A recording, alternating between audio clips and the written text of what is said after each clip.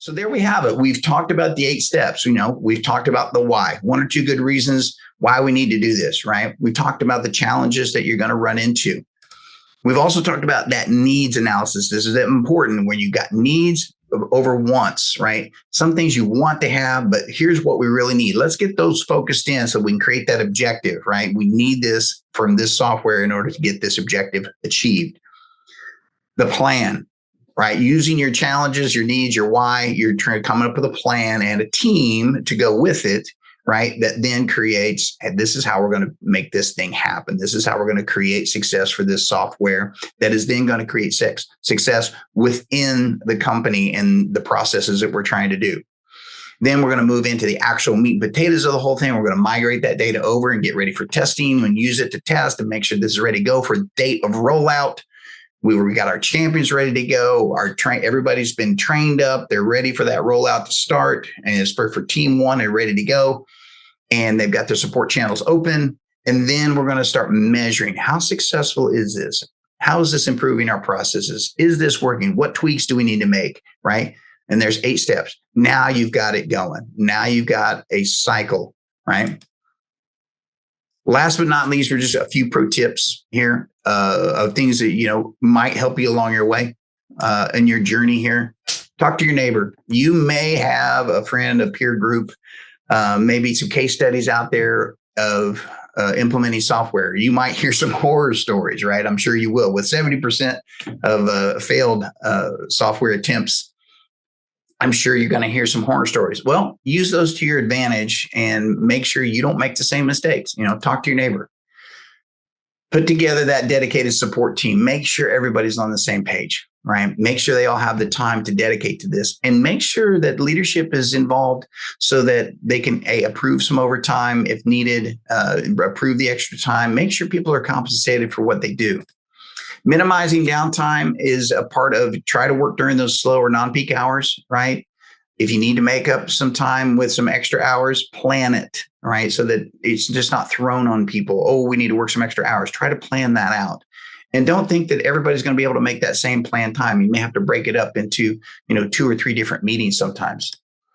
Start small, learn big. Okay, this is that incremental development that we're talking about, especially when it comes to migrating data or solving problems. Problem solving 101 is to say that if you're trying to troubleshoot something, don't change 3 things and expect to know which one of the 3 caused the outcome. Change one thing at a time and then see what the outcome is. Change another thing, see what the outcome is, right? If you change 4 to 5 things and then try to see what the outcome is, you're not going to know which one of the 4 to 5 things that you just changed in your test was actually working.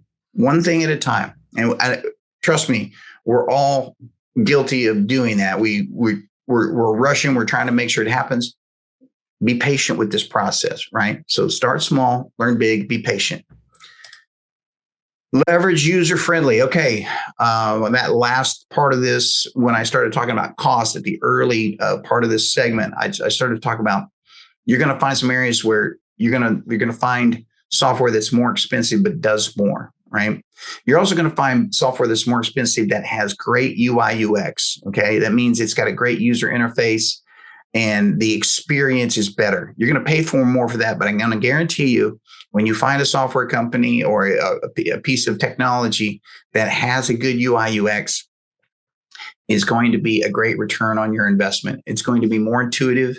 It's going to be ready to use, kind of out of the box. So be prepared for that, but you leverage that user-friendly stuff because it's going to help you, especially in the rollout portion and the training portion in the long run. The user-friendly products are going to do better, right? And last but not least, and I've said this before, document it. Document everything. It's going to help you with future training. It's going to help you with future implementations. It's going to be your saving grace in situations where you're going to be able to compare and contrast. And it's going to tell you, if in your documentation, part of that is that measure. It's going to tell you where you were successful and maybe where you weren't, maybe where you need some improvement. All right. So we've covered a lot of stuff here in the last 52 minutes. I want to thank you all for joining me today. And I sincerely hope that these kind of common sense steps are going to aid you in your upcoming software transitions, right? I know you got them coming up. If you need any help with them or you need any advice, I'm obviously here to reach out with me for questions. If you're interested in AL Mobile or ALIT, obviously you can call me or you can email me at r.zimmerman@austinlane.com. Again, thank you for attending this webinar. And if you're watching the repeat, that's totally fine too. Thank you for taking the time out of your day to watch. And we hope that you have a great weekend, and year. And here's to all of your upcoming successes. And we'll talk to you all very, very soon. Thank you.